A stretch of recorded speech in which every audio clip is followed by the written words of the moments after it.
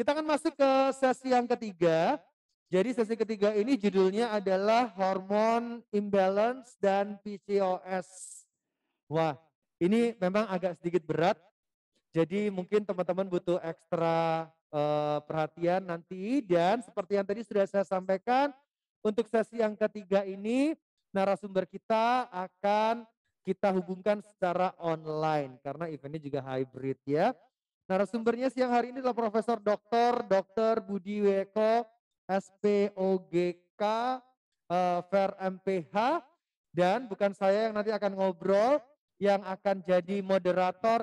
Kembali saya akan undang Miss Rossi bergabung bersama dengan kita. Thank you, Boleh tepuk tangan sekali lagi untuk Miss Jova. Rossi, founder Ya. dari Menuju Dua Garis. Saya sambil lagi mempelajari ini loh, Apa gimana? profilnya Prof. Iko ini banyak banget gelarnya. Terus beliau juga selain guru besar di UI, Heeh. juga kayak presiden sebuah organisasi fertilitas se-Asia Tenggara. Oh Gitu. Jadi wah, memang beliau itu, cinta debak, yes, kalau Cinta Depak ya. debak. Kalau di dunia fertilitas ya, Heeh. beliau ini like a legend gitu. Tahu nggak kenapa? Karena aku pernah dengar deh, profesor yang akan jadi narasumber kita yang berikut ini ya Mhm. Bapak Ibu ya teman-teman. Jadi dia ini kalau nggak salah dia itu yang menciptakan, he is create something special Yes. yang semacam program, Aplikasi. aplikasi Mhm. ya, aplikasi yang bisa ngecek kesuburan atau apa begitu Bener ya? loh, kamu hebat ya Hih, untung aku kan? tadi briefing dengerin ya. Jadi kalkulatornya namanya ICO juga, Namanya Iko. ya. Mhm. Itu kayak Indonesian Calculator All Sites. Jadi kalkulator ini yang biasa dipakai oleh objin-objin untuk cross check jumlah AMH kita dengan usia. Jadi Oh, kemarin kayak saya bayi tabung ya sama iya salah iya. satu objin, beliau Mhm. buka aplikasinya, masukin usia saya, Heeh. masukin AMH saya, itu Mhm. langsung keluar referensinya, harusnya cadangan sel telur saya itu berapa. Oh, dan Nah, Prof. Iko ini yang menciptakan. Yang aplikasinya. habis ini akan ngobrol ini, Miss. Yes, Dia yang betul. create. Yes, Oh my God. amazing kan? Ya ya ya ya Kenapa ya. panduan ini penting? Karena Mhm. dosis obat untuk stimulasi kita itu tergantung AMH kita. Jadi kalau IVF kita Mhm. dikategorikan jadi 3 ya, Ya, poor responder, normo responder, atau hyper responder. Ya, oke. hyper responder tuh orang-orang yang merespon lebih daripada yang dia punya. Jadi kasih obat sedikit, sel telurnya terstimulat banyak. Wong gitu Ya, langsung. saya termasuk yang normo, jadi yang normal. Yang Oke. poor responder itu butuh dosis obat lebih banyak, Jova. Supaya dia Gitu. bisa tertrigger itu tadi ya. Betul, karena mungkin dia Hmm. low AMH dan ada beberapa Ya, kondisi-kondisi yang lain. faktor-faktor yang lain. Betul. Jadi dia Oke. butuh obat lebih banyak. Nah, Hmm. kalau butuh obat lebih banyak, that's why poor responder ini biaya IVF-nya jauh lebih tinggi. Oh, I Gitu. see, I see. Nah, siang hari ini kita akan ngobrol bersama dengan Prof. Iko ya. Kita akan undangan dulu ya. Saya akan Yes. cek dulu koneksinya.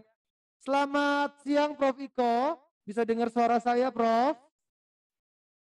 Selamat siang, selamat Oh, siang. bisa. Oke. Jelas, Yes. Minta jelas. tolong suaranya Prof. Iko bisa digedein dikit Ya, ya yang di sambil sini ya. teman-teman atur Gitu teknisnya ya. ya. Betul, Akhirnya betul. ketemu Oke. juga sama Prof. Iko. Padahal ya teman-teman Pejuang Dua Garis ini kalau mau konsul sama beliau, Heeh. nggak bakalan dapat, let me tell you. Tahu Oh, nggak sih? oh Karena iya iya iya. beliau jadwalnya sangat padat. Tapi teman-teman yang di sini semua punya gratis 1 kali konsultasi secara online video call one on one loh. Dengan Prof. Iko, tepuk tangan dulu. Persembahan dari Althea Care dan Embryo IVF. Jangan lupa dipakai.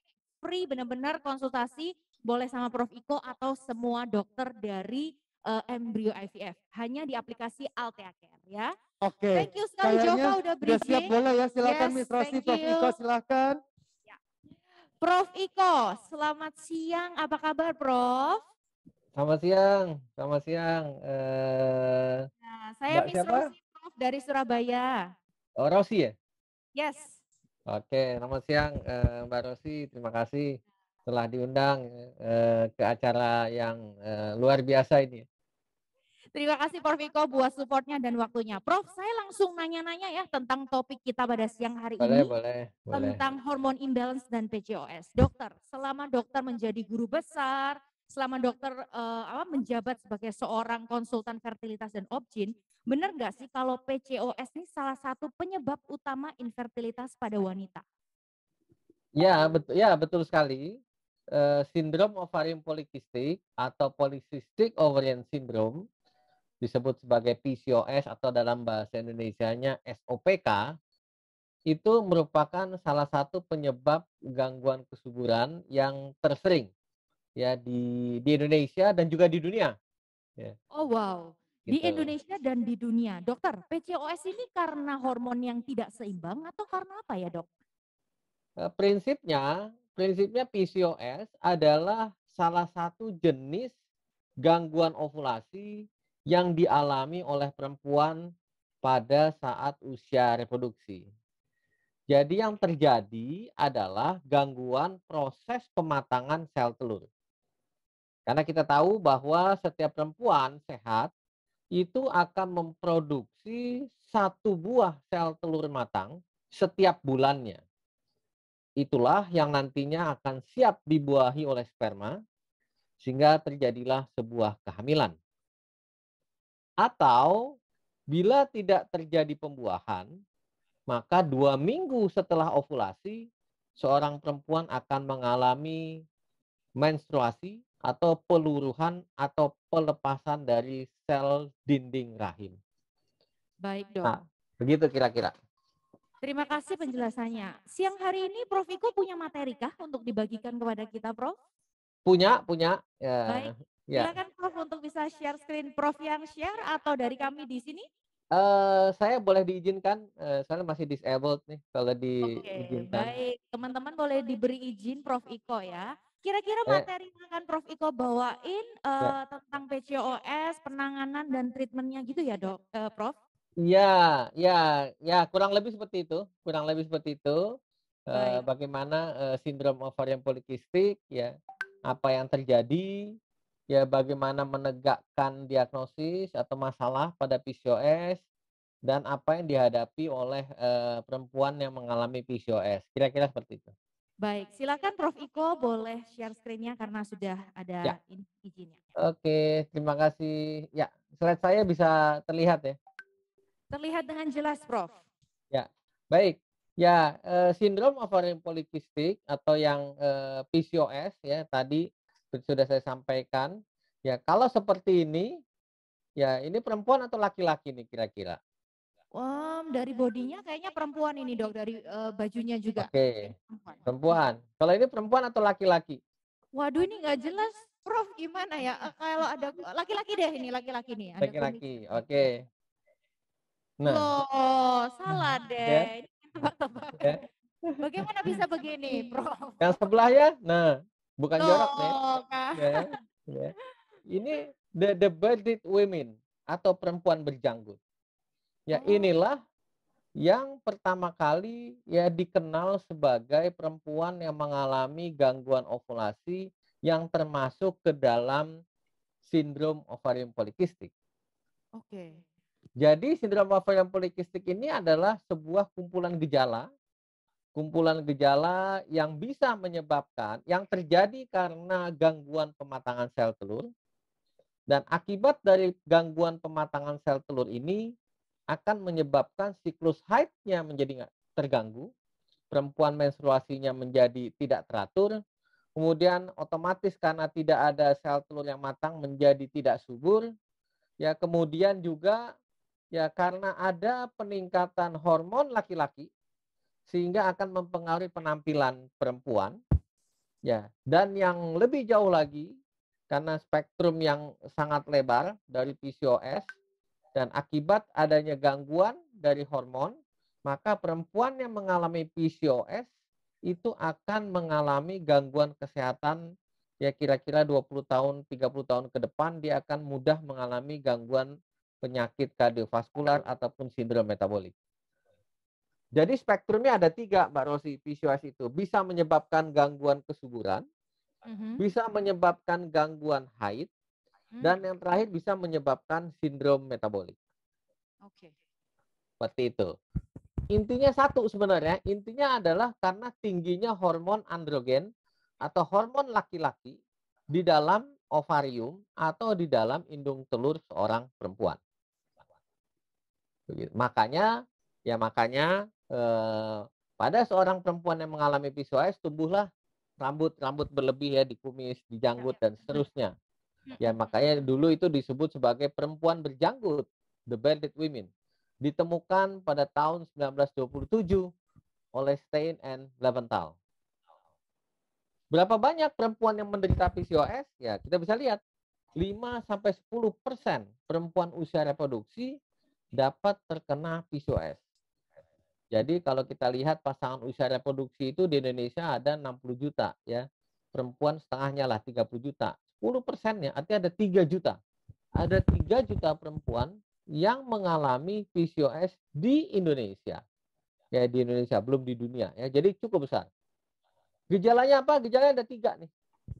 Apa gejala dan tanda PCOS? Nomor 1, gangguan menstruasi. Biasanya pasien itu akan datang ke dokter, dok, saya menstruasinya ngaco nih. Saya sudah 2 bulan tidak haid. Dok, saya sudah 6 bulan tidak haid. Dok, saya sudah 1 tahun tidak haid. Bahkan ada yang 1 tahun. Bahkan ada yang 2 tahun tidak haid. Atau bisa juga ada seorang perempuan yang datang kepada kita, dok, saya perdarahan banyak nih. 3 bulan saya tidak haid, tiba-tiba bulan keempat, bulan kelima saya berdarah banyak luar biasa. Ya, ini adalah salah satu tanda akibat gangguan pematangan sel telur. Itu yang pertama, gangguan haid. Yang kedua, tingginya hormon laki-laki. Biasanya perempuan usia remaja ya, SMP, SMA, dia datang tuh ke dokter. Kok saya jerawatnya banyak luar biasa? Akne. Kok saya tumbuh rambut halus, dok, di kumis, di jenggot, di perut, di betis, kok banyak bulu-bulu saya? Atau kok rambut saya rontok, dok? Ini adalah salah satu tanda khas dari tingginya hormon laki-laki pada perempuan penderita PCOS. Dan yang ketiga, pada pemeriksaan. Biasanya dokter kalau melakukan pemeriksaan, kok ibu telurnya kecil-kecil, sel telurnya kecil-kecil, yang sering disebut sebagai gambaran ovarium polikistik, mirip seperti roda pedati ya, kayak kalung mutiara seperti itu. Jadi ini gejala dan tanda yang sangat penting perempuan yang mengalami sindrom ovarium polikistik atau polycystic ovary syndrome. Ya, ini yang saya katakan bahwa perempuan normal harusnya dia ovulasi setiap bulan. Setiap bulan dia menghasilkan sel telur yang matang. Biasanya pada saat menjelang ovulasi perempuan merasakan tuh lendirnya lebih banyak dari mulut rahim, rasanya nggak enak, agak bloating, perutnya kenceng, moody dan sebagainya.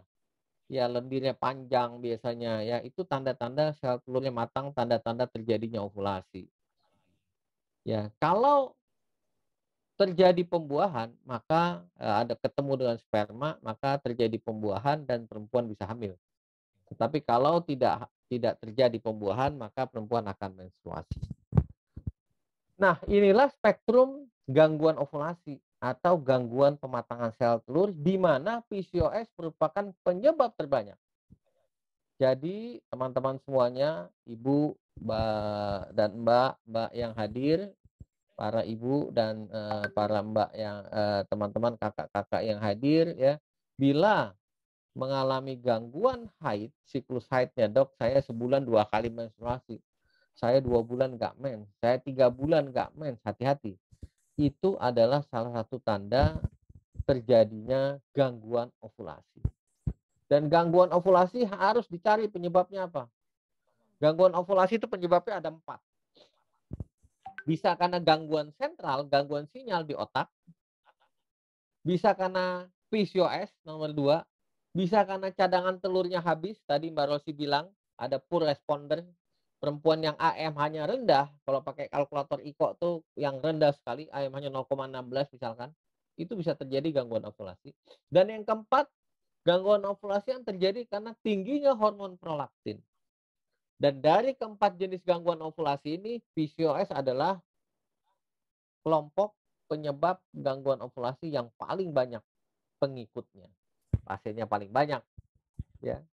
Bagaimana kita tahu kalau pasien ini amenorea? Ya, orang sering, dokter sering sebut ya amenore, amenorrhea primer, amenorrhea sekunder. Prinsipnya kalau perempuan tidak menstruasi 3 bulan berturut-turut, nah itu disebut sebagai amenorrhea, ya. Itu disebut sebagai gangguan ovulasi ya, tidak menstruasi yang disebabkan karena gangguan ovulasi.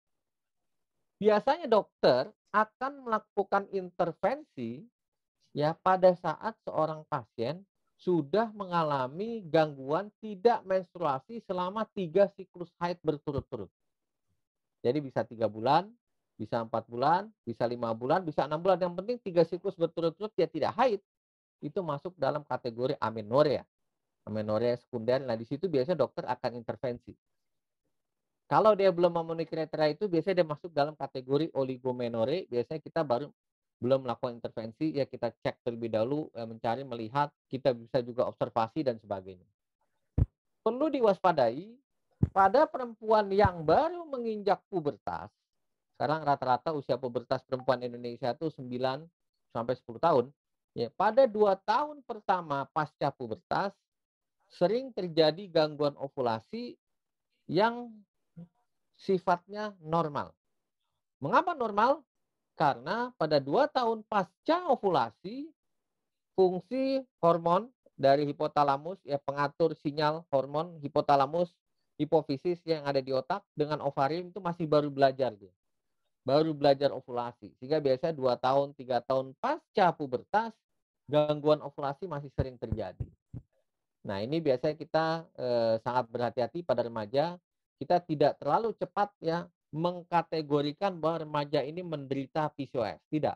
Biasanya kita akan observasi terlebih dahulu ya selama 2 tahun atau 3 tahun pasca pubertas. Berikutnya, ini yang sangat penting, ini yang saya sampaikan tadi, pertumbuhan rambut berlebihan pada daerah tertentu yang tergantung pada hormon androgen atau hormon laki-laki. Biasanya seperti ini adalah laki-laki.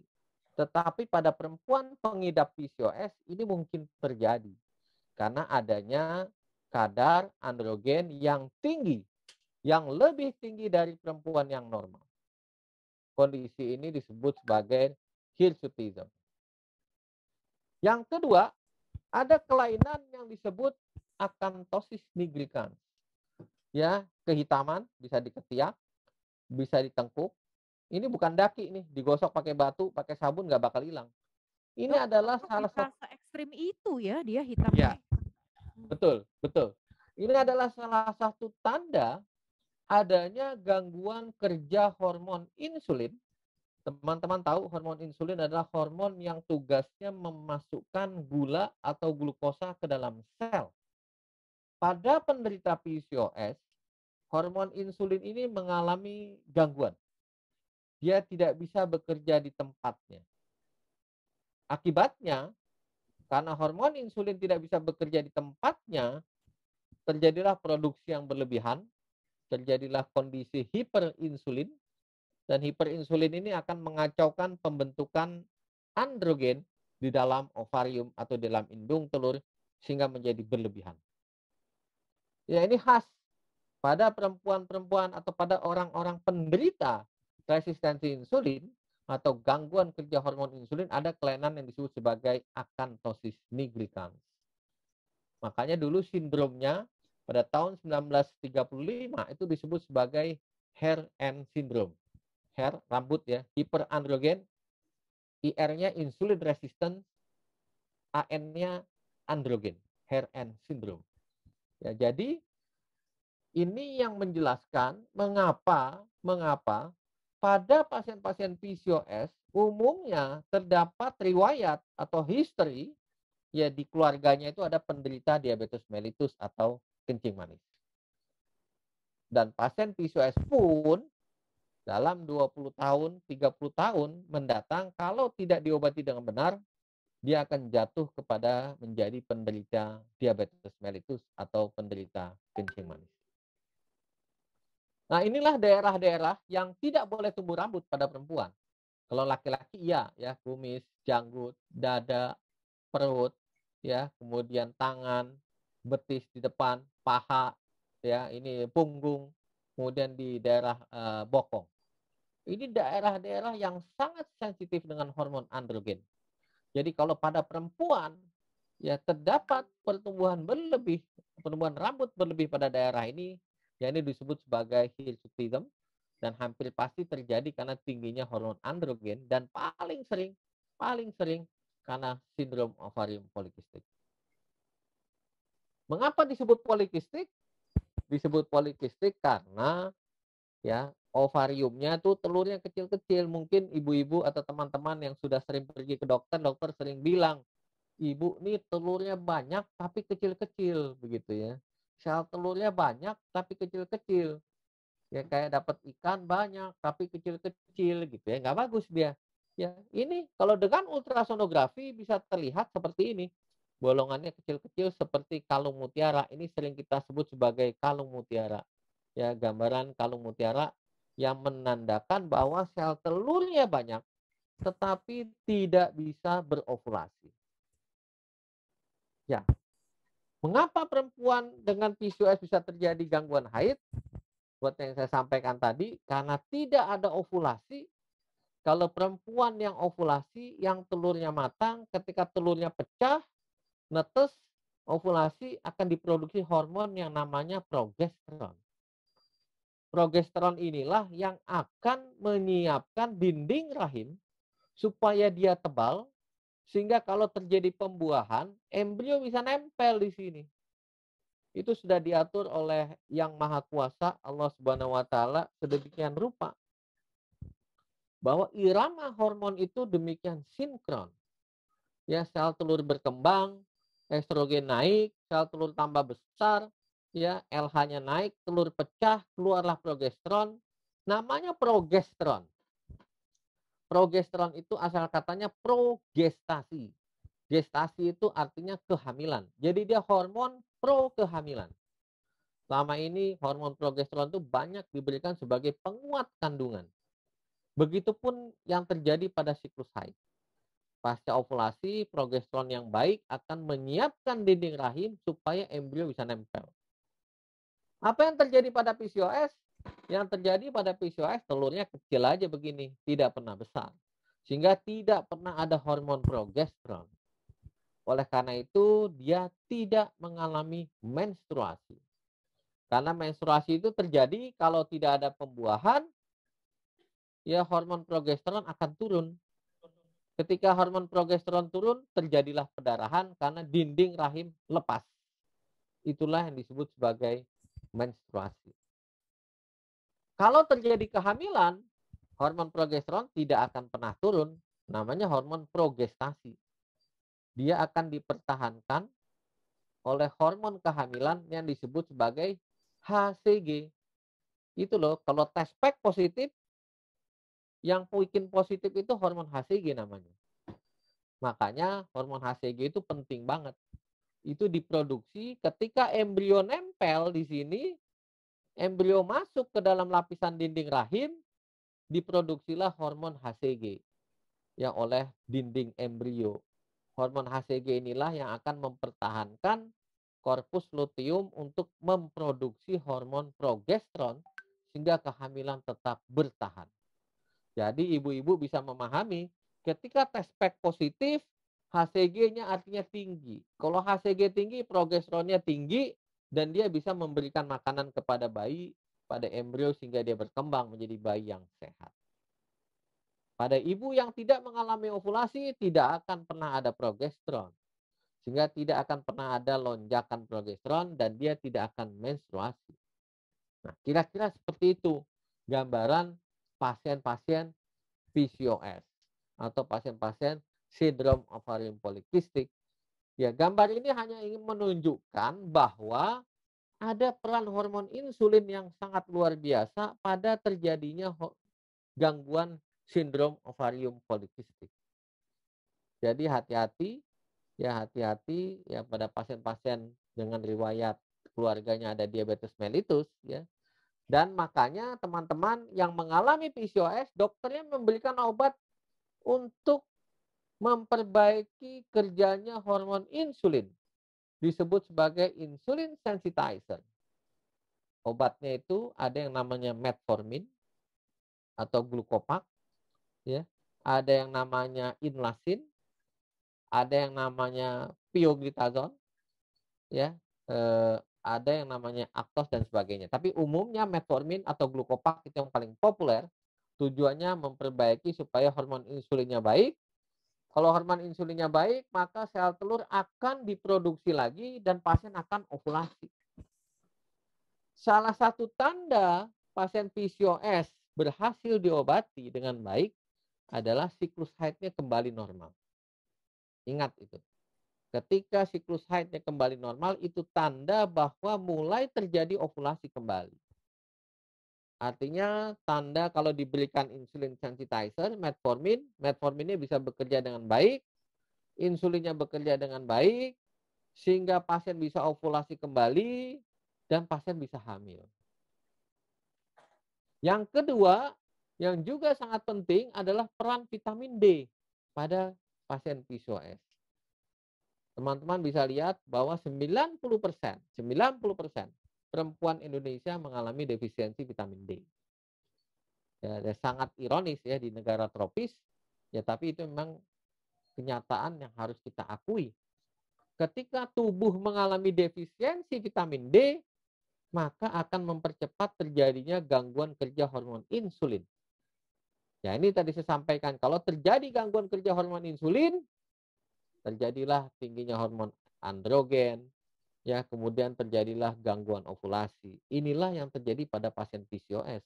Makanya kalau menderita PCOS harus mengkonsumsi vitamin D dosis tinggi.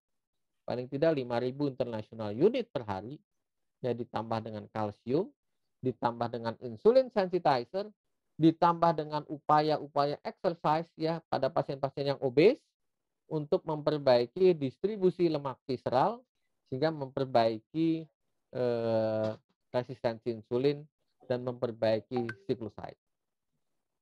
Terakhir, kapan sebenarnya hormon itu harus diperiksa? Ini nomor satu, ini penting banget ya. Jadi teman-teman harus paham betul kapan hormon itu harus diperiksa. Yang pertama, kalau siklus haid tidak teratur. Makanya catat siklus haid dengan baik. Kapan hari pertama menstruasi, berapa lama menstruasinya, apakah datangnya tetap setiap bulan, jaraknya berapa dari menstruasi ke menstruasi. Kalau ada masalah dengan siklus haid, lebih dari 35 hari atau lebih cepat ya, kurang dari 26 hari, itu tanda-tanda terjadi gangguan ovulasi. Itu harus dilakukan pemeriksaan hormon untuk menegakkan diagnosis. Yang kedua, pemeriksaan hormon juga dilakukan pada pasien-pasien dengan cadangan ovarium yang menurun. Ya, misalnya pada pasien yang umurnya di atas 35 tahun. Pada pasien dengan kista endometriosis.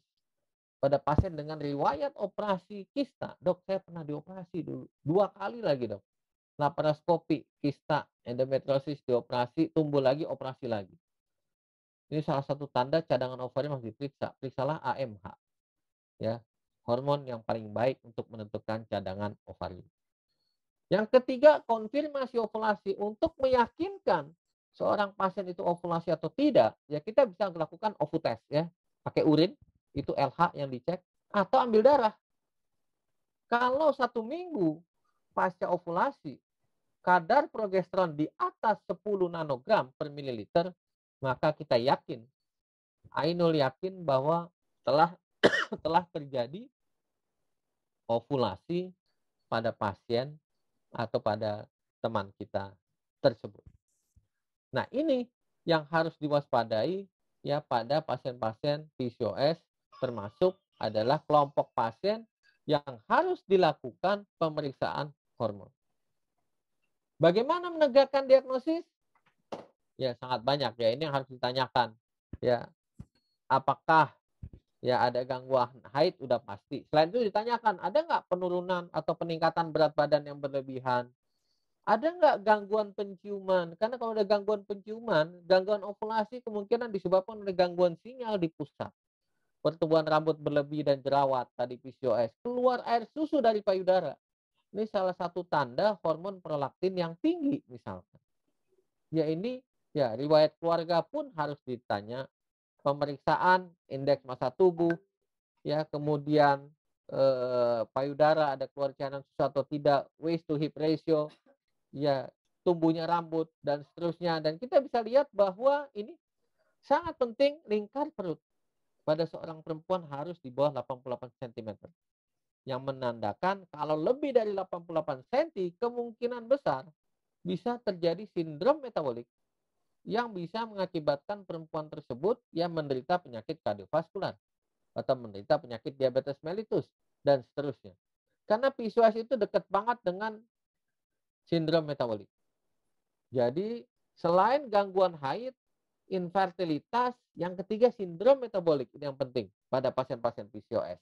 Ya, jadi harus dilakukan penanganan yang baik ya pada pasien PCOS karena kalau tidak akan terjadi gangguan metabolik. Ya ini yang saya katakan spektrumnya mulai dari remaja ya gangguan haid, pertumbuhan rambut berlebih, infertilitas dan ketika pasca reproduksi sampai menopause, sindrom metabolik bahkan endometrial cancer. Penanganannya harus seumur hidup. PCOS is lifelong disease. Jadi harus ditreat dengan komprehensif sesuai dengan keperluan. Kalau dia gangguan siklus haid, paling gampang pada remaja berikan pil kontrasepsi kombinasi. Menstruasinya teratur, PCOS-nya bisa diatasi karena hormon estrogen yang ada pada pil kontrasepsi akan meningkatkan sex hormone binding globulin sehingga androgen bebas diikat. Dia kembali normal.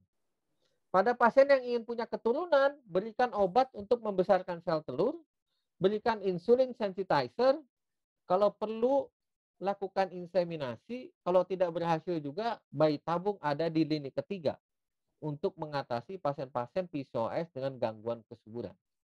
Dan terakhir, kalau sudah punya anak, maka tugasnya adalah mencegah jangan sampai terjadi penyakit degeneratif. Saya kira ini yang bisa saya sampaikan, yang harus kita ingat betul bahwa PCOS itu adalah spektrum yang sangat luas. Spektrum yang sangat luas, mulai dari remaja, usia reproduksi, sampai pasca reproduksi. Harus dikenali sedini mungkin sehingga kita bisa melakukan treatment yang tepat.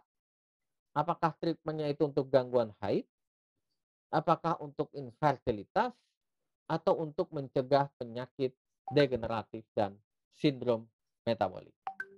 Demikian Mbak Rosi yang bisa saya sampaikan. Terima kasih. Selamat siang. Assalamualaikum warahmatullahi wabarakatuh. Thank you Prof. Iko. Boleh kita kasih tepuk tangan dulu buat Prof. Iko yang di sini. Saya sudah mencatat banyak sekali pertanyaan untuk Prof. Iko. Prof, mohon diulang tadi penyebab PCOS itu ada 3 kalau nggak salah. Tingginya hormon androgen, tingginya hormon prolaktin, satunya apa ya Prof tadi? Ya, itu penyebab gangguan ovulasi. Penyebab gangguan ovulasi itu ya ada 4. Bisa karena gangguan sinyal di otak, ya hormon di hipotalamus hipofisis dia tidak bisa memberikan sinyal ke indung telur, itu yang nomor 1. Nomor 2, gangguan ovulasi disebabkan oleh PCOS. Nomor 3, gangguan ovulasi disebabkan karena cadangan telurnya habis, karena telurnya habis dia menopause. Yang keempat, gangguan ovulasi yang terjadi karena tingginya hormon prolaktin. Yang paling banyak yang nomor 2 nih, gangguan ovulasi karena PCOS. Baik. Dok, apakah PCOS ini bakat turunan atau seperti apa? Ya, nomor 1, dua-duanya betul ya, bakat, keturunan, genetik lah. Kalau bahasa kerennya setiap penyakit itu ada susceptibility gene, ada ada orang-orang tertentu yang memiliki bakat untuk menderita penyakit tertentu. Bakat itu ada di dalam gen yang diturunkan dari keluarganya. Dan gen itu akan bermanifestasi, dia akan switch on kalau lingkungan atau gaya hidup orang tersebut mendukung. Tapi kalau lingkungan dan gaya hidup orang itu sehat, gen itu tidak akan pernah switch on. Dia switch off terus. Sehingga penyakitnya tidak bermanifestasi. Berarti bisa Prof, hari ini saya baik-baik saja, tahun depan kalau lifestyle saya buruk, saya ini bisa mengidap PCOS. Kalau ada bakatnya, ada gennya, sangat mungkin. Bagaimana ngecek saya punya bakat PCOS itu? Nah, ini yang menarik ya. Ini yang menarik ya. Beberapa studi orang mulai melihat ya, orang melihat dicek lah gen untuk resistensi insulin, gen untuk reseptor hormon tadi ya, ada LH, ada androgen, ada gen AMH dan seterusnya. Teknologi ini memang berkembang terus ya, sampai ke depan orang yakin nih, kalau ditemukan gen ini sekian persen, 40% orang akan menderita PCOS. Contoh, kasus Angelina Jolie. Angelina Jolie teman-teman ingat ya? Yes.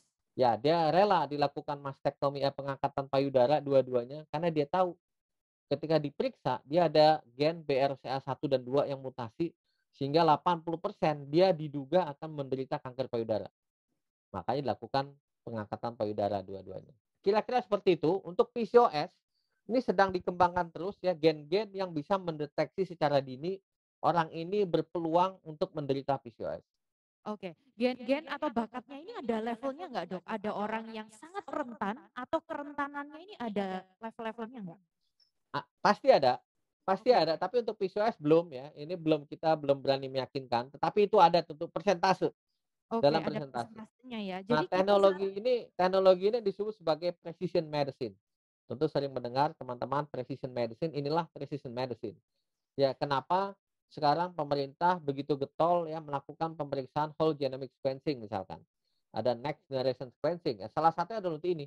Kalau kita bisa mendeteksi secara dini, maka kita bisa mencegah orang itu supaya tidak jatuh ke dalam sebuah penyakit. yes. Tapi berarti faktanya untuk saat ini kita tidak pernah bisa tahu kita ini bakat atau enggak ya, Prof. Kalau Belum, sekarang kita bukan tidak pernah, belum. Tapi belum pasti nih, akan bisa. pasti Pasti akan. akan bisa. Berarti lifestyle seperti apa, Prof, yang harus kita jaga supaya kita tidak akan kena PCOS? Satu, ya, ada yang namanya teorinya dogma. Dogma itu dysbiosis of gut microbiota. Jadi pada pasien-pasien PCOS itu terjadi perubahan mikroorganisme di dalam usus yang tadinya baik, anti peradangan, menjadi jelek, menjadi pro peradangan. Mengapa terjadi dysbiosis dari gut microbiota? Karena terjadi kesalahan intake nutrisi. Ya, kalau pada kelompok, pada orang-orang, pada populasi yang mengkonsumsi diet-diet yang rendah serat, tinggi lemak, rendah protein, dan tinggi karbohidrat, maka akan sangat mungkin itu mengganggu balance dari mikroorganisme yang menguntungkan yang ada di dalam usus. Wow. Ya, gitu. Itu salah satunya penyebab PCOS. Ini powerful karena PCOS tadi Prof Iko bilang dekat dengan metabolic syndrome ya, Prof ya. Ya. My next question will be, minum probiotik berarti bisa membantu aku atau enggak, Prof? Ya, betul. Salah satunya orang mengembangkan ada probiotik. Ya, ada probiotik yaitu bisa berasal dari tanaman atau dari makanan yang bisa menghasilkan mikrobiota yang menguntungkan. Nah, kira-kira seperti itu. Ya, itu terapi-terapi itu sudah banyak dikembangkan orang. Probiotic consumption in PCOS patient, in diabetes mellitus patient sudah banyak studi-studinya dan menggambarkan hasil yang cukup baik sebenarnya. Iya, ini powerful information ya. Sekali lagi saya akan ulangi buat teman-teman yang join offline dan online ini. PCOS erat kaitannya dengan metabolic system. Tadi Prof Iko bilang usus yang terlalu banyak karena makanan yang tinggi lemak, tinggi karbo, rendah serat itu rentan akan membuat kita terkena PCOS, begitu ya Prof? Ya. Dan probiotik bisa membantu tapi bukan satu-satunya cara, seperti itu Ya. ya Prof? Ya, betul. Selain dari makanan Prof, lifestyle seperti apa lagi? Ya. Olahraga Oke. ini efek nggak? Satu ya, nutrition. We are what we eat ya. You are what you eat. Ya, itu satu. Nomor 2, exercise. Betul. Oke. Karena exercise itu akan membantu redistribusi lemak visceral. Karena sebenarnya di lemak itu yang bahaya adalah lemak yang bagian dalam, yang persis di bawah kulit. Di organ ya? Ya, di bawah kulit, betul, di bawah kulit, di rongga perut. Nah, itu semakin tebal visceral fat. Nah, itu yang tidak baik. Itu banyak mengandung zat-zat yang menyebabkan peradangan. Nah, kayak exercise yang baik, exercise yang teratur, itu akan menghilangkan itu ya, meredistribusi lemak-lemak visceral itu menjadi hilang. Seperti itu. Makanya nomor 1, terapi lini pertama dari PCOS itu sesungguhnya adalah nutrisi dan exercise. Oke. Prof, apakah kadar body fat yang tinggi itu juga membuat kita rentan PCOS? Betul. Jadi di dalam lemak itu ada protein-protein yang sifatnya proinflamasi dan ada antiinflamasi. Yang proinflamasi itu leptin, yang antiinflamasi itu adiponektin. Ya, pada perempuan yang obes, yang visceral fatnya banyak, leptin itu tinggi sekali dan adiponektin itu sangat-sangat rendah. Nah, akibatnya menyebabkan inflamasi tadi, namanya chronic low grade inflammation. Jadi eh, peradangan derajat rendah yang sifatnya kronik. Nah, itu yang menyebabkan akhirnya gangguan ovulasi, ya, dia tidak terjadi ovulasi, kemudian resistensi insulin, resiko sindrom metabolik, gangguan kardiovaskular, peningkatan fungsi koagulasi dan seterusnya.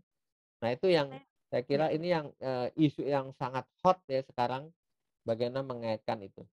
Oke, Prof, saya ini sebenarnya berharap para objin tuh bisa menjelaskan seperti ini, instead of cuman pejuang 2 garis datang terus disuruh pulang, disuruh kamu kurusin badan dulu. Karena banyak mereka yang down ya, Ya, datang ke objin, PR-nya selalu kurusin badan, tapi tanpa mereka tahu alasan dibalik semua itu. Ini Prof Iko baru saja jelasin semua dengan gamblang ya.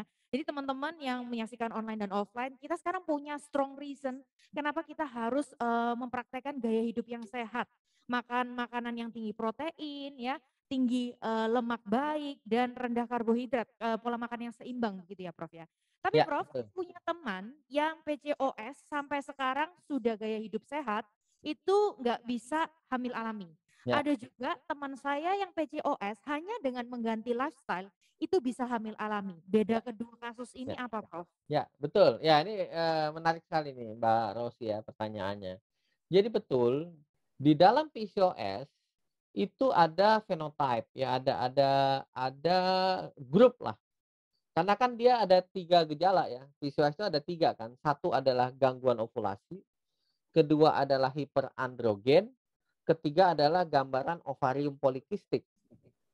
Pada yang full blown ada semua dia. Dia hiperandrogen, dia gangguan ovulasi iya, dia androgennya tinggi banget, folikel sel telurnya banyak dan kecil-kecil. Ini yang full blown.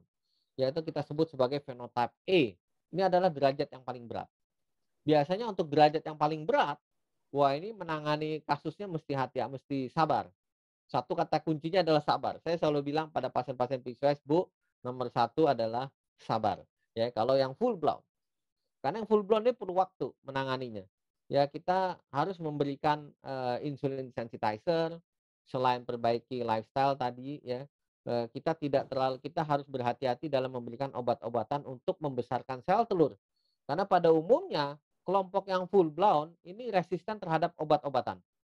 Ya, jadi kelompok yang full blown itu nggak respon, tidak sensitif dengan obat-obatan untuk membesarkan sel telur. Nah, ini tadi Mbak Rosi bilang ini yang paling susah gitu ya. Oke. Gitu. Berarti Tapi ada kelompok kedua yang dia hanya gangguan ovulasi dan ovarium polikistik aja. Dia hanya 2. Kan dia bisa disebut PCOS kalau 2 out of 3 ya. Kalau dia gangguan ovulasi dan ovarium polikistik tidak ada hiperandrogen. Nah, ini fenotip yang lebih ringan. Biasanya pada fenotip yang seperti ini gampang banget hamil nih. Ini lebih cepat hamil. Karena androgennya biasa-biasa saja, umumnya perbaiki lifestyle sedikit, ya dia sudah bisa ovulasi spontan. Nah, kira-kira gitu Mbak Rosi, 2 kutub yang sangat berbeda antara yang paling berat dan yang paling ringan. Berarti kalau teman-teman pejuang 2 garis curhat ke saya PCOS, saya boleh nggak nanya Prof, kamu PCOS yang jenis apa? Begitu. Nah, nah itu harusnya begitu memang, sehingga teman-teman harus paham betul kira-kira masuk spektrum yang mana nih, Benar, yang karena berat spektrumnya luas atau yang banget. ringan. Betul, karena luas Mhm. sekali dia, betul. Oke, di spektrum PCOS yang mana Prof? Yang kesempatan IVF-nya, keberhasilan IVF-nya itu lebih tinggi? Karena saya dengar beberapa dokter ngomong kalau kamu PCOS, IVF telurnya banyak, kesempatannya tinggi berhasilnya. Itu benar nggak Prof? Ya, jadi begini, IVF pada PCOS itu masuk dalam lini ketiga ya. Penanganan gangguan kesuburan pada PCOS itu ada 3 lini. Lini pertama setelah kita perbaiki lifestyle dan exercise ya. Lini pertama adalah berikan obat-obatan pemicu ovulasi. Teman-teman pasti hafal tuh. Golongannya ada 2, golongan anti estrogen ya. Golongan anti estrogen itu ada 2, ada clomiphene citrat, yaitu macam-macam namanya, Seropen, Fertilpen, Proveltil, Profula, Blazifen, dan seterusnya. Itu pasti apa. Atau yang kedua, anti estrogen yang kedua adalah golongan letrozol atau anastrozol. Ada Femara, ada Lezra, ada Femaplex ya. Itu termasuk lini pertama tuh. Lini pertama. Biasanya dokter akan berikan itu ya. Kita lihat observasi 3 sampai 6 bulan respon nggak dia. Responnya bisa 2 yang dinilai. 1, apakah pasien itu ovulasi atau tidak. Artinya dilihat telurnya gede nggak. Kalau telurnya gede kemudian ovulasi. Oke, bagus. Dia ovulasi atau tidak. Yang kedua, setelah dia ovulasi pasiennya hamil atau enggak. Gitu caranya lihatnya. Pertama lihat dia ovulasi atau tidak. Yang kedua kalau dia ovulasi lihat dia hamil atau enggak. Kalau gagal masuk ke lini kedua. Lini kedua ada 2 nih. Yang pertama adalah suntik. Disuntik obat-obatan hormon gonadotropin untuk membesarkan telur. Hormonnya macam-macam. Ada yang mereknya Gonal F, ada Menopur, ada Pergoveris ya, ada macam-macam lah. Ya. Kemudian yang kedua selain suntikan bisa dilakukan laparoskopi, namanya di drilling. Jadi ovarium umumnya pasien PCOS ovariumnya besar karena folikelnya banyak, kemudian ditusuk-tusuk ya, ditusuk supaya tujuannya mengeluarkan hormon androgen yang ada di dalam ovarium sehingga nanti pasien bisa ovulasi spontan. Pada lini kedua evaluasinya juga sama. Kalau disuntik ya misalkan dengan Gonal F atau Menopur ya atau Puregon gitu, tujuannya telurnya gede. Ya, umumnya berhasil. Umumnya berhasil gede, tapi berhasil hamil atau tidak bla nggak tahu. Drilling, laparoscopy of drilling, evaluasinya lihat dia menstruasi spontan menjadi teratur atau tidak. Itu keberhasilannya. Nah, yang ketiga adalah bayi tabung. Kalau lini pertama gagal, lini kedua gagal, maka yang ketiga adalah bayi tabung atau IVF. Umumnya IVF hampir pasti pasien-pasien PCOS kalau dengan IVF telurnya pasti besar dan banyak, betul tadi Mbak Rosi bilang. Dia masuk dalam kategori hyperresponder. Mudah sekali terjadi OHSS. Tetapi baiknya dia bisa memiliki embrio yang berkualitas yang cukup banyak. Tentu resikonya terjadi OHSS. Nah, kira-kira begitu runtutannya. Pertanyaannya, apakah pasien PCOS boleh langsung ke lini ketiga tanpa melalui lini pertama dan lini kedua? Boleh. Contoh, pada pasien yang spermanya jelek. Kalau spermanya jelek, loncat lini ketiga. Nggak perlu lini pertama, lini kedua.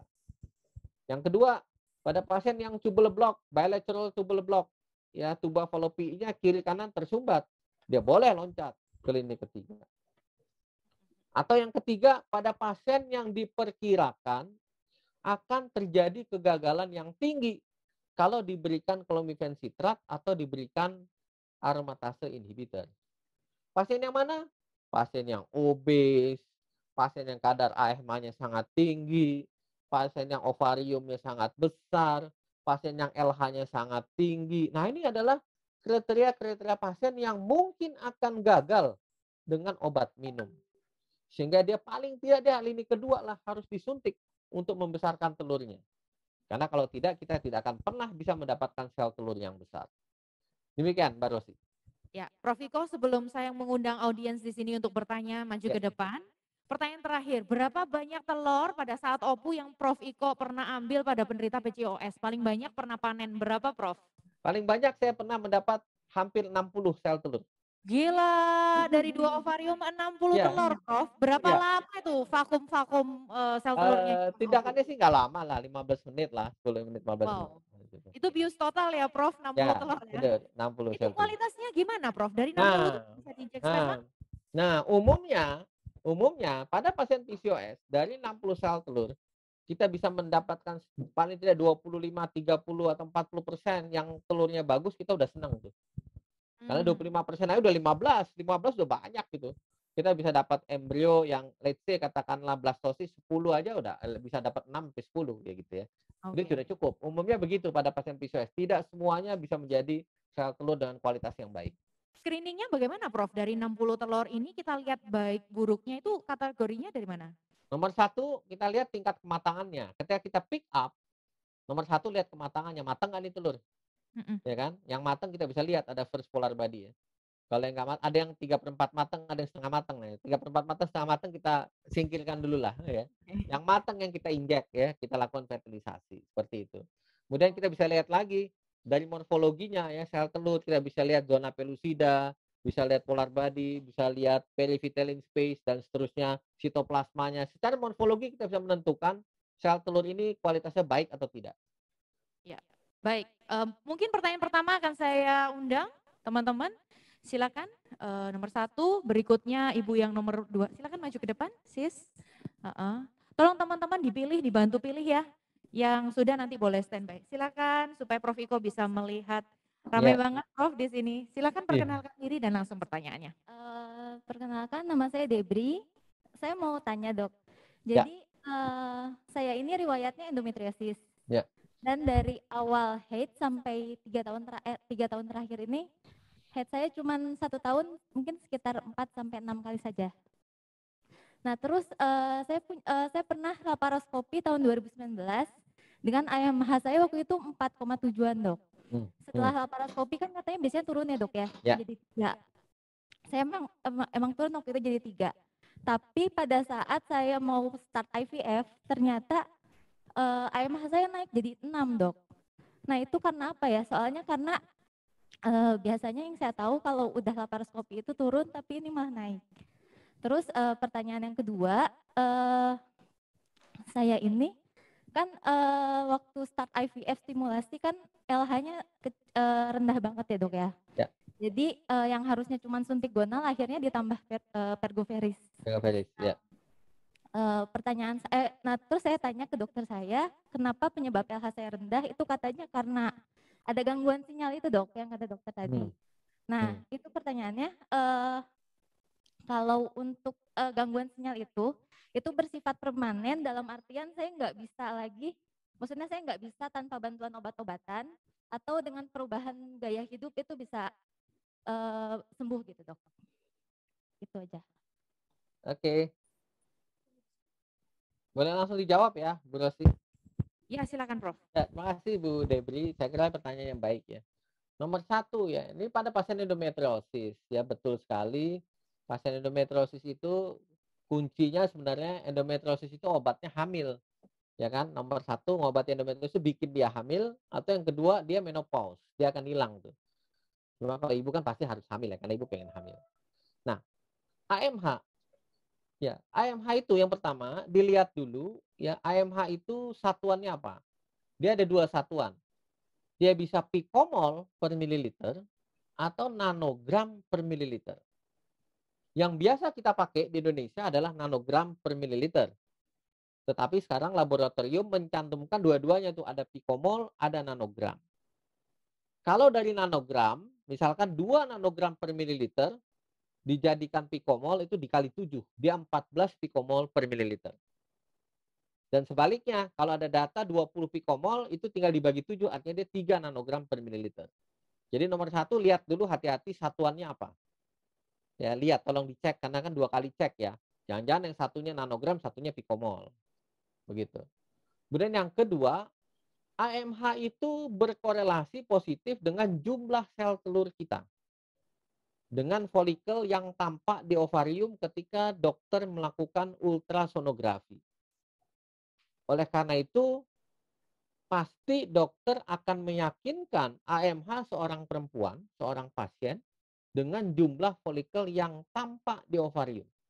Itu harus berkorelasi positif.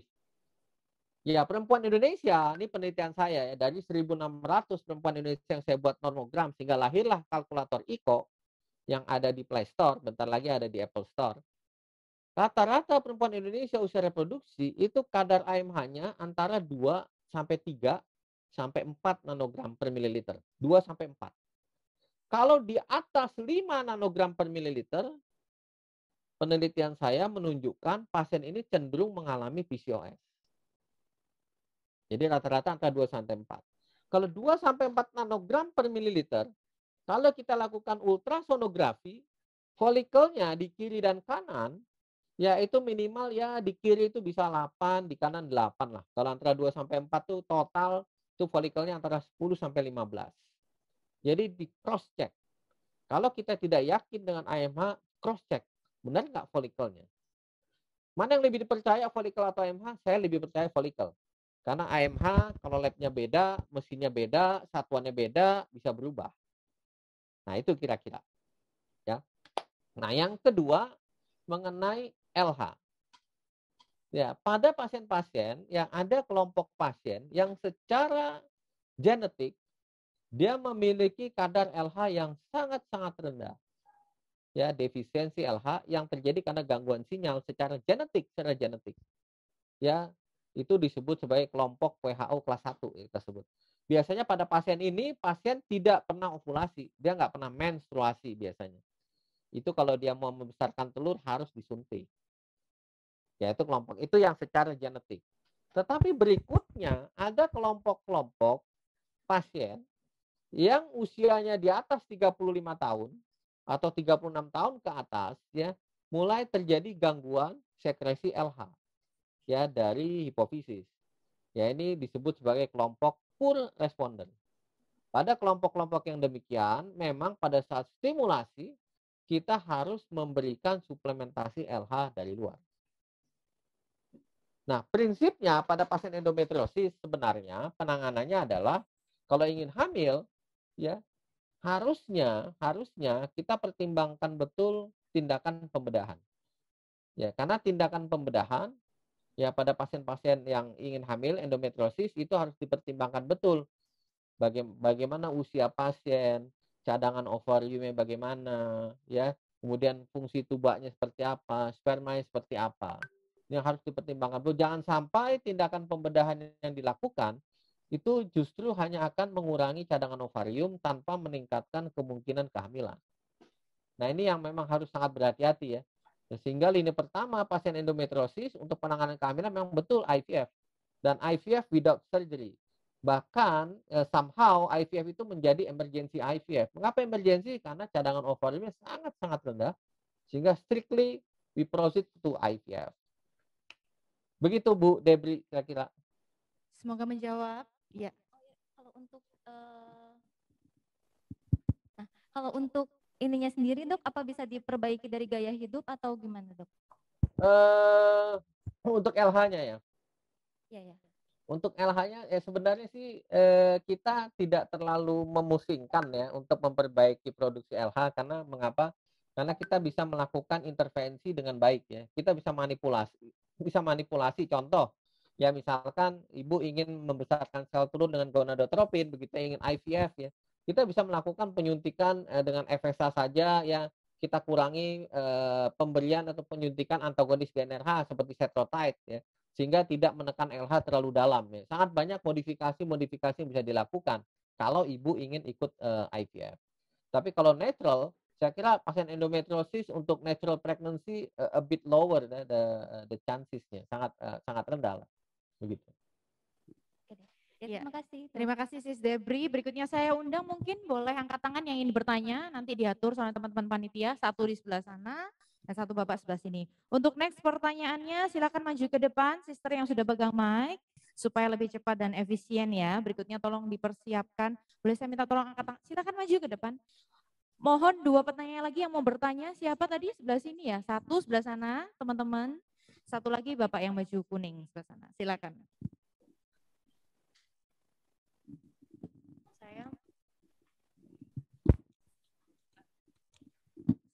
Saya ada riwayat hamil BO dok, Ya. like ovum. Ya. Itu di tahun 2019. Terus kan waktu itu dia kasih option sama dokter untuk diluruhkan melalui obat atau kuret, gitu. Terus saya waktu itu pilih option yang melalui obat. Ya. Setelah itu haid saya normal, tapi di tahun berikutnya saya bisa saya mengalami 3 sampai 4 kali siklus itu enggak haid. Nah, kalau tadi dari penjelasan dokter kan tadi termasuk ke indikasi amenorea ya, Dok ya. Ya, betul. Terus apakah itu ada pengaruh dari hamil BO saya sebelumnya begitu? Terus kemudian apakah itu juga bisa berpotensi untuk PCOS yang tadi disebutkan dokter? Ya. Itu dokter. Terima kasih. Berapa lama nggak mens, Bu? Di tahun setiap tahun itu pasti ngalamin 3 sampai 4 kali siklus nggak mens. Oke. Sekarang masih nggak teratur juga haidnya? Oh, sudah. Kemarin terakhir haid kan Desember, terus Maret, April, Mei ini baru haid lagi, normal lagi setiap bulan. Oke. Ya.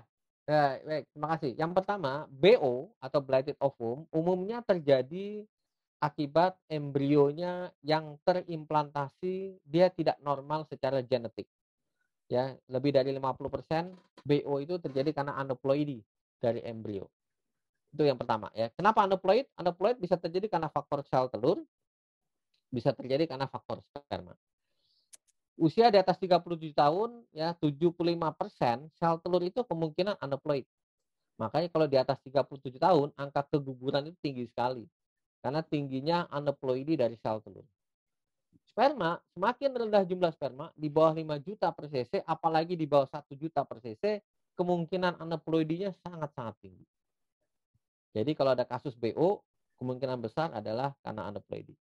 Yang kedua, amenorea karena apa? Nah, ini harus dilakukan pemeriksaan. Ya, jadi kalau ibu ada tadi sempat mengalami amenore atau oligomenore, maka segera cek apa penyebabnya. Tadi ada 4 tadi. Ya kan? Kalau melihat ceritanya sih yang pertama rasanya nggak mungkin nih. Pertama ini umumnya terjadi sejak kecil. Yang kedua masih mungkin PCOS. Yang ketiga saya nggak tahu, kita mesti cek cadangan ovariumnya. Apakah AMH-nya masih bagus atau tidak. Folikel, jumlah sel telur ketika di USG masih banyak nggak? Kelihatan nggak?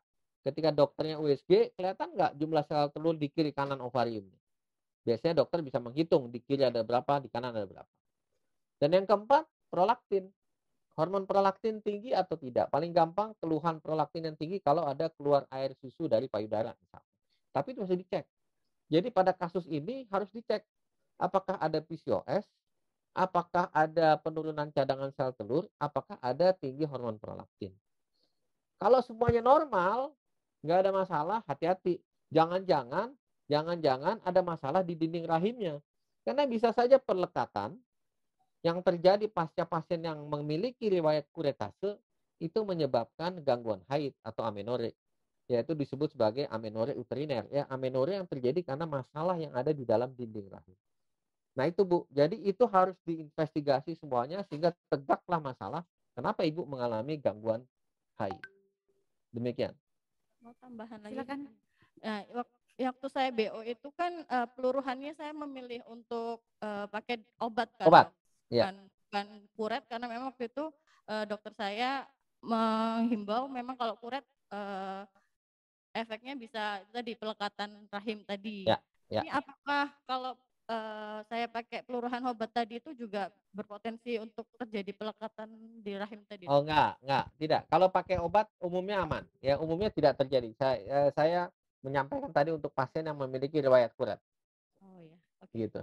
Baik, terima kasih. Untuk pertanyaan berikutnya silakan, sambil saya mau tanyain ke Prof. Iko, berarti kuret itu bisa milih ya dok, pakai obat atau dikuret kerok? Ya, betul. Ada namanya kuretase medicinalis, dikuret dengan obat atau kuretase dengan alat, begitu ya. Oh begitu, berarti sebaiknya kuretase dengan obat itu lebih baik daripada kuret dengan alat ya? Lebih aman, terutama pada kehamilan yang usianya kecil ya. Kalau dia 6 minggu, 7 minggu ya minum obat aja 1 kali 2 kali langsung keluar kayak menstruasi biasa. Ini note yang penting buat kita semua ya di sini teman-teman ya, kuretase dengan obat lebih aman terutama kalau usia kehamilannya tuh masih dini. Silakan Sister, perkenalkan diri dulu. Tadi sorry namanya siapa, boleh report ke teman-teman panitia ya, saya catat dulu. Silakan.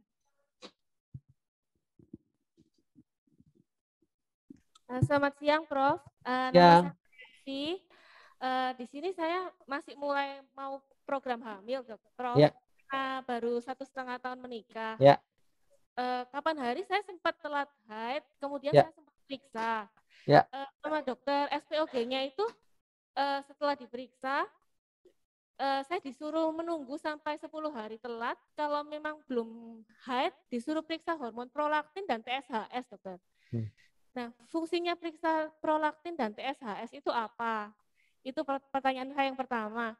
Kemudian pertanyaan saya yang kedua, kalau seandainya menstruasinya tuh teratur tiap bulan, tapi di atas 35 hari, misalnya 40 hari atau 39 hari, tiap bulan tapi dapat, itu terjadi ovulasi atau tidak ya, Prof, untuk siklus tersebut? Ya, baik, terima kasih. Ya, ini pertanyaan yang bagus juga ya. Nomor 1, investigasi ya. Basic infertility investigation. Sekarang paradigma nomor 1 yang dicek itu sperma dulu. Ya kan? Never touch the women without sperm result. Jangan utak-atik perempuan tanpa ada hasil sperma. Jadi nomor 1, cek sperma dulu. Yang kedua, ketiga, basic infertility investigation baru konfirmasi ovulasi, apakah ovulasi atau tidak. Yang ketiganya baru cek apakah ada oklusi atau sumbatan di saluran tuba atau tidak. Nah, pertanyaan yang pertama dan kedua tadi saling berhubungan ya. Pada pasien dengan siklus haid yang lebih dari 35 hari, apalagi lebih dari 40 hari, maka kemungkinan besar ada sel telur tetapi kualitasnya tidak terlalu baik. Karena apa? Karena satu sel telur yang matang, ya, kalau perempuan ovulasi, maka 14 hari kemudian, bila tidak terjadi pembuahan, pasti harus mens. Mengapa harus menstruasi? Karena kalau sel telur berkembang, folikel berkembang, kemudian dia pecah, ada yang namanya corpus luteum. Ya, corpus luteum ini menghasilkan progesteron. Umurnya corpus luteum ini cuma 14 hari. Kalau dia terjadi pembuahan, tespek positif ada HCG. HCG lah yang mempertahankan corpus luteum supaya memproduksi progesteron terus. Tapi kalau tidak ada pembuahan, 14 hari dia luruh, progesteron turun, dia menstruasi. Jadi pada siklus haid yang tetap itu adalah fasenya ada 2 ya, siklus haid ada fase folikuler, ada fase luteal. Yang tetap itu fase luteal tuh itu selalu 14 hari. Fase folikulernya ini bisa 15 hari, bisa 14 hari, bisa 16 hari, bisa 20 hari. Paling lama 20 hari dia. Jadi kalau 20 tambah 14, 34 hari paling enggak, itu paling jelek. Kalau dia 40 hari, artinya di fase folikuler ini itu 26 hari. Sel telur perkembangan sel telurnya nggak bagus. Dia perlu waktu yang lama untuk berkembang menjadi matang. Kualitasnya nggak baik. Nah, untuk mengetahui apa penyebab kualitas sel telur yang nggak bagus, diceklah hormon-hormon tadi yang mempengaruhi pematangan telur. Ada AMH, ada prolaktin, itu yang bisa mengganggu. TSH kenapa diperiksa? TSH, thyroid stimulating hormone, itu adalah salah satu hormon yang bisa berkaitan dengan produksi prolaktin. Jadi kalau perempuan yang mengalami hipotiroid, hormon tiroidnya rendah, maka otak akan memproduksi hormon namanya TRF, thyrotropin releasing factor, supaya TSH-nya naik. Nah, TRF ini bersifat prolaktin releasing factor. Jadi pada pasien-pasien yang mengalami hipotiroid, kemungkinan besar dia mengalami keluhan hiperprolaktin. Hipotiroid itu keluhannya apa? Keluhannya hipotiroid itu lesu badannya, lemes, ya peningkatan berat badan, ya susah tidak mudah berkeringat. Ya seperti itulah umumnya keluhan-keluhan hipotiroid. Makanya gandengannya dicek prolaktin, kalau prolaktinnya tinggi dilihat ada hipotiroid enggak. Lihat juga jangan lupa di kelenjar tiroidnya ada yang membesar nggak di leher gitu. Nah itu hal-hal yang harus diperiksa pada pasien-pasien yang mengalami gangguan haid yang salah satunya kemungkinan terjadi akibat tingginya hormon prolaktin yang dipicu oleh hipotiroid. Demikian Bu.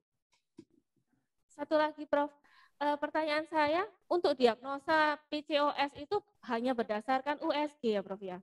USG lewat perut atau lewat transvagina aja? Kalau misalnya pasiennya tidak ada hiperandrogen, Prof. Ya. Tadi 2 dari 3 gejala tadi, Bu, penting. Nomor 1, ovulasi, anovulasi, gangguan ovulasi. Dari mana gangguan ovulasi bisa ditegakkan? Paling gampang siklus haidnya nggak teratur. siklus haid berantakan, bisa amenore, bisa oligomenore. Itu nomor 1 ya, gangguan ovulasi. Yang kedua hiperandrogen. Hiperandrogen ini bisa diperiksa dengan dua cara. Satu secara klinis.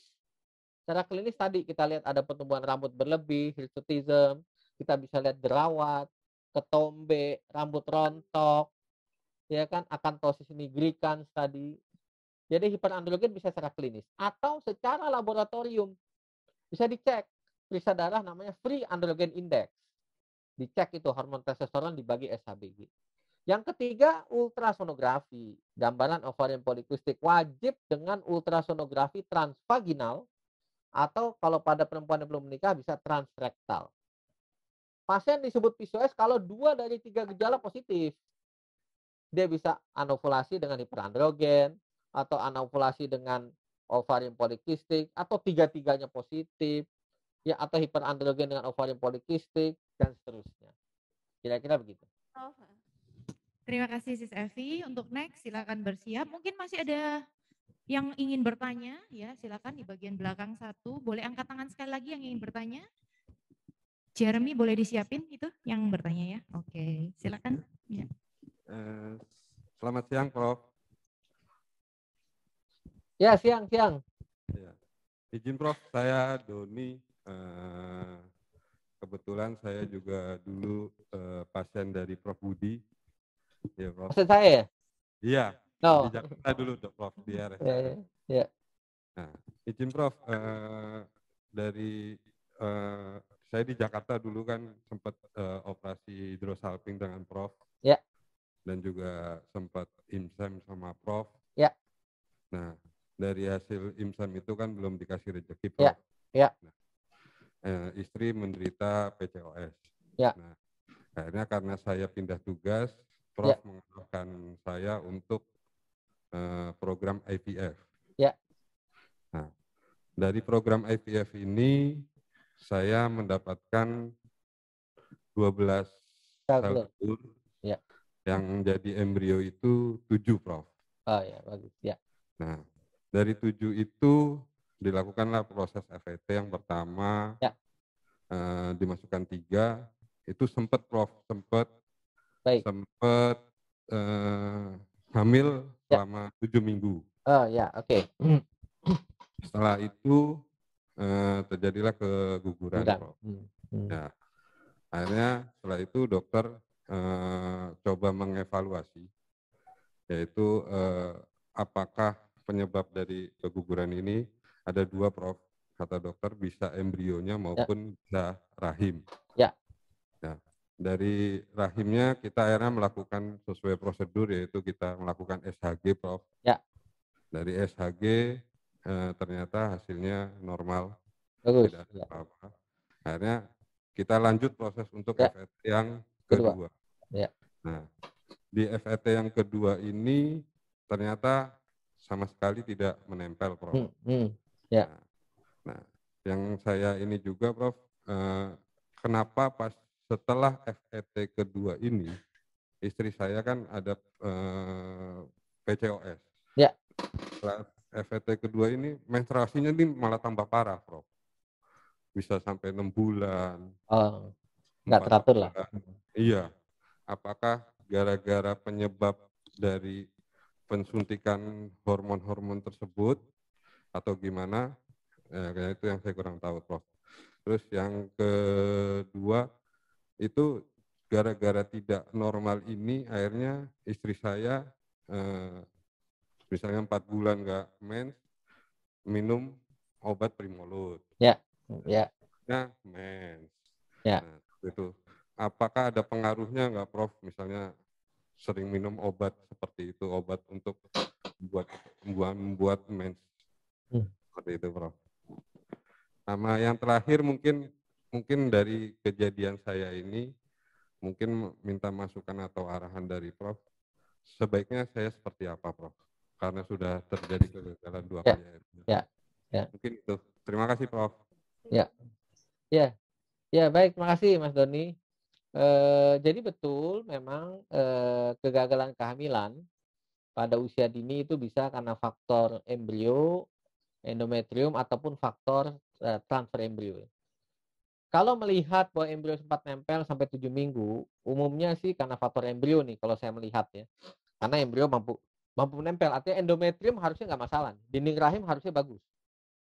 Hanya kemungkinan besar aneuploidi tadi. Aneuploidi embrio. Ya diperkuat lagi pada saat FVT kedua nggak nempel dia. Artinya rombongan embrio yang tadi dari 12 jadi 7 itu sangat mungkin embrionya tidak normal in genetic, ya genetically nggak bagus gitu ya. Dia mungkin ada mozaik dan sebagainya sehingga dia yang pertama sempat nempel tapi kemudian lurus. Nah, apa yang harus dilakukan? Harus dilakukan tentu persiapkan lebih baik ya, karena embrio itu bisa karena faktor sperma, bisa karena faktor sel telur. Silakan Mas Doni nanti dicek lagi. Saya nggak hafal apakah dulu pernah dicek DNA fermentasi ya, fermentasi DNA sperma. Itu mohon dicek. Itu juga bisa menyebabkan aneuploid embrio. Yang kedua, juga jangan lupa bekali suplemen MMN multiple micronutrient selama at least 60 hari, paling tidak 60 hari sampai 90 hari lebih bagus. Ya, ibu bisa mengkonsumsi vitamin D 1 kali 5.000, kemudian coenzim Q10 3 kali 200 mg, yaitu akan memperbaiki misalignment kromosom atau spindle yang ada di sel telur. Ya, di samping juga obat-obatan PCOS jangan lupa ya, insulin sensitizer ya diminum ya, saya bisa kombinasi metformin dan inlasin, bisa metformin saja ya. Kemudian nutrisi diperbaiki, exercise. Suami bapak terus silakan konsumsi vitamin E, vitamin C dosis tinggi selama 60 sampai 90 hari sehingga nanti diharapkan ya syukur-syukur bisa hamil spontan ya. Diharapkan nanti kalau tidak hamil spontan ya, kita bisa mendapatkan sel telur dan sperma dengan kualitas yang jauh lebih baik dibandingkan pada siklus pertama. Demikian Mas Doni. Mengenai siklus haid menjadi tidak teratur, kemungkinan itu PCOS-nya kembali lagi. Karena PCOS is lifelong disease ya, dia harus on treatment. Nggak bisa di stop ya, insulin sensitizer, asam folat, vitamin D dan seterusnya nggak bisa di stop. Demikian. Semoga menjawab. Terima kasih. Satu pertanyaan terakhir karena sebentar lagi saya akan bagiin door prize ya. Door prize-nya Prof kebetulan udah voucher nge-gym gratis 3 bulan ini dari Urban Athletes di Surabaya. Pas banget buat para PCOS fighter di sini ya, yang mungkin bisa memperbaiki gaya hidup. Halo, ya silakan bertanya langsung dengan Prof Iko. Oke, kenalin saya Shelly. Prof saya mau tanya, mau tanya, tadi kan pembahasannya kalau AM hanya tinggi aja. Nah, kalau AM hanya rendah, gimana ya, Prof? Itu ya. Itu pertanyaannya. Oke, bagus. Ya, ini pertanyaan yang simple tapi paling susah nih. Ya. Yang pertama, AMH rendah itu bisa karena satu faktor genetik. Ada perempuan-perempuan yang terlahir ke dunia dengan sel telur yang tidak banyak. Ya, sehingga AMH-nya rendah. Ini bisa karena faktor genetik ya, terkait dengan genetik terutama gen-gen yang memproduksi sel telur. Ini kondisi ini lebih susah nih, lebih susah. Yang kedua, bisa terjadi AMH-nya menurun karena proses yang iatrogenik atau karena akibat tindakan. Bisa karena operasi, pembedahan pada ovarium, bisa karena radiasi, bisa karena kemoterapi, bisa karena infeksi dan seterusnya. Tetapi penanganannya kedua-duanya sama-sama sulit ya, keduanya sama-sama sulit, sama-sama tidak mudah. Ya, seperti yang saya sampaikan tadi, kalau studi yang dilakukan sekarang yang bermakna ya dalam memperbaiki respon dari poor responder ya, kelompok perempuan yang memiliki sel telur sedikit, tadi saya sampaikan yang tadi coenzim Q10 3 kali 200 mg ya, kemudian DHEA 3 kali 25 mg ya, 75 mg sehari, atau bisa juga diberikan tribulus ya 3 kali 250 mg. Ya, ini harus diberikan selama 3 bulan. Ya, ditambah dengan vitamin D 1 kali 5.000 selama 3 bulan. Mengapa 3 bulan?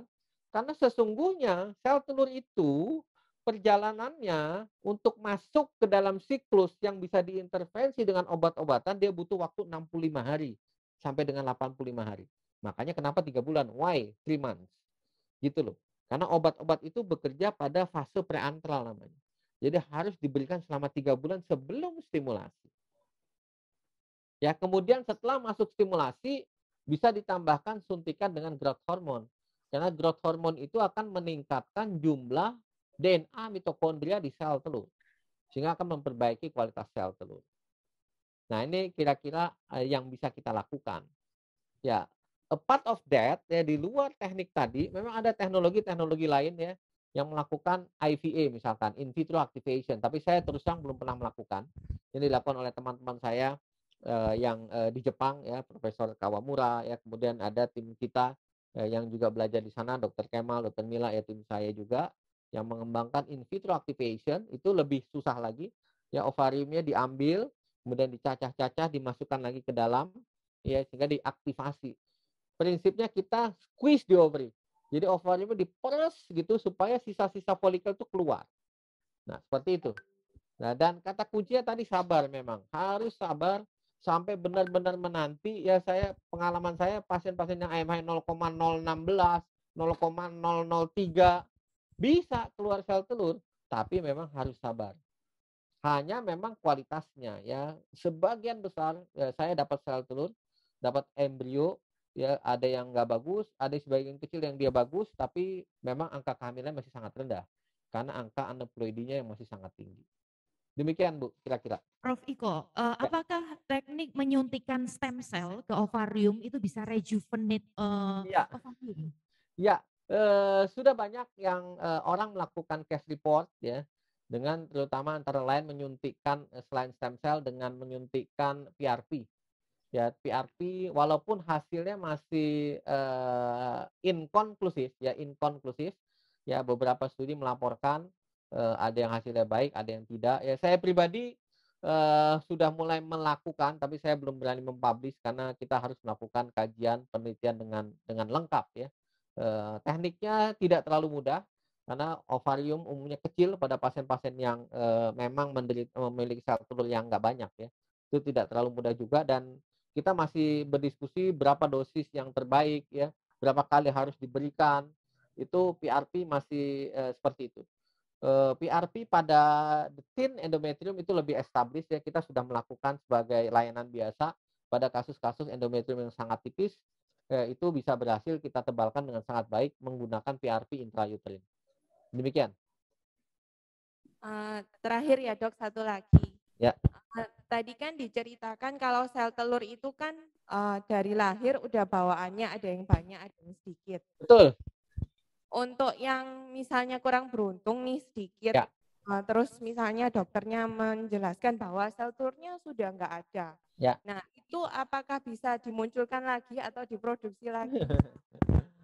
Nomor satu nih prinsipnya, sel telur itu diproduksi ketika janin di dalam rahim ibunya. Jadi setelah lahir tidak ada produksi. Yang kedua, sel telur itu pelepasannya diatur oleh hormon yang namanya AMH. AMH itu sesungguhnya rem. AMH itu mengerem pelepasan sel telur dari gudangnya, itu dilepas dia. Dari folikel primordial menjadi primer, sekunder. Itu yang bisa ngerem itu AMH. Sehingga kalau perempuan yang AMH-nya bagus, maka pelepasan telur dari gudangnya itu irit. Jadi nggak masalah telurnya sedikit, asal AMH-nya tinggi, dia lumayan bagus. Dia tetap bisa ovulasi, tetap punya kesempatan untuk punya anak sendiri. Yang masalah ini telurnya sedikit, AMH-nya rendah. Jadi udah sedikit, dia boros. Sehingga kadang-kadang belum sempat menstruasi, telurnya udah habis. Sehingga dia nggak mens. Atau dia menstruasi 2-3 tahun, kemudian menopause. Ini jadi masalah. Makanya sekarang kita mengembangkan obat namanya AMH agonis atau AMH antagonis. Pada pasien-pasien yang telurnya sedikit disuntikin AMH agonis supaya dia irit. Supaya dia bisa dimanfaatkan telurnya yang sedikit itu supaya bisa dimanfaatkan. Nah, ini terus dikembangkan ya, kita masih mudah-mudahan mudah-mudahan bisa segera rilis ya AMH agonis yang bisa membantu pasien-pasien yang sel telurnya sedikit. Sel punca atau stem cell masih belum menggembirakan ya, kecuali baru masih pada di animal ya. Di animal dia bisa memproduksi sel telur, tapi di human dia belum bisa.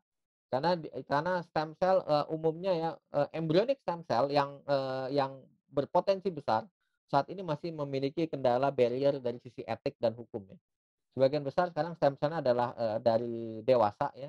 adult stem cell yang umumnya sangat sulit karena gamet itu kan jumlah kromosomnya N ya dibandingkan dengan adult ya 2N, 23 dengan 46. Saya kira itu masih kendala dari sisi teknis. Demikian. Terima kasih si Shelly, semoga menjawab ya. Prof Iko, thank you. Kasus yang ditangannya seperti berat-berat banget ya. Jadi kalau teman-teman punya kasus yang serupa, tergolong berat, langsung manfaatin kode voucher dari Altea Care dan Embrio untuk bisa konsultasi gratis dengan Prof Iko. Sebelum saya serahkan kembali ke Jova, saya akan bacakan yang beruntung untuk mendapatkan door prize dari Urban Athlete 3 bulan untuk nge-gym. Ada Sis Debri, Sis Siska, dan Bro Doni akan mendapatkan voucher dari Urban Athlete. Sis Shelly dan Sis Rizka, Sis Shelly dan Sis Evi akan mendapatkan door prize dari Ramu Batik. Prof Iko, pesan terakhir buat para pejuang 2 garis di sini, silakan.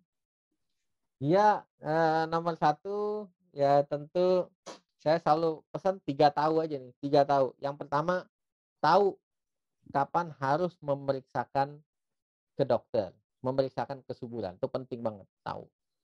Yang ketiga, tahu yang kedua, harus tahu apa penyebab gangguan kesuburan, apa penyebabnya. Apakah gangguan ovulasi, apakah masalah sperma, ya kan, apa masalah tuba, apa endometriosis, atau unexplained infertility. Dan tahu yang ketiga, tahu perginya kemana gitu, jangan salah pergi gitu, perginya kemana, pergi ke tempat yang pas gitu. Demikian. Prof Iko, thank you. Buat teman-teman yang online, saya cek ini barusan di atas angka 100 lebih yang join online. Saya punya kejutan buat teman-teman yang juga join online, karena yang offline dapat free voucher untuk konsultasi. Yang online, yang menyaksikan online, yang mau konsul juga dengan Prof Iko, DM ke Instagram @menuju2garis.id. Miss Rosi kasih voucher buat yang nonton online. Thank you Prof Iko, selamat sore.